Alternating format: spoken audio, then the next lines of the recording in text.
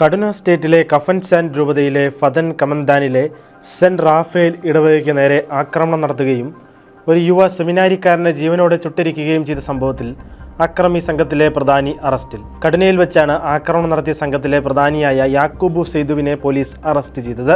സെപ്റ്റംബറിൽ കഫൻചാൻ രൂപതയിലെ ഫാദൻ കമന്തയിലെ saint Rafale കത്തോലിക്ക ദേവാലയം ആക്രമിച്ച സംഘത്തിലെ പ്രധാനി താനായിരുന്നുവെന്ന് ഇയാൾ പോലീസിനോട് സമ്മതിച്ചു. ഈ ആക്രമണത്തിലാണ് 25 വയസ്സുള്ള സെമിനാരിയൻ സ്റ്റീഫൻ അമാൻ ദൻലാദി കൊല്ലപ്പെടുന്നത്. കഴിഞ്ഞ ദിനം പുറത്തിറക്കിയ പ്രസ്താവനയിൽ ജസുന state police public relations chief ASP Mansir Hassan സൈനിക ഉദ്യോഗസ്ഥരുടെ സഹകരണത്തോടെയാണ് അറസ്റ്റ് രേഖപ്പെടുത്തിയത് എന്ന് വെളിപ്പെടുത്തി.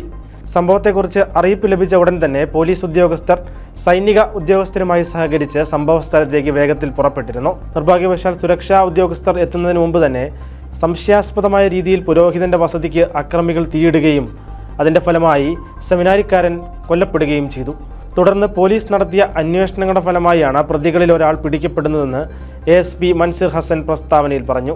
ഇടവകയിൽ സേവനമനുഷ്ഠിച്ച 2 വൈദികരെ തട്ടിക്കൊണ്ടുപോകുന്നതിൽ പരാജയപ്പെട്ടതിനെ തുടർന്നാണ് വൈദിക വസതിക്ക് തീയിട്ടതെന്നാണ് യാക്കൂബു സെയ്ദുവിൻ്റെ മൊഴി.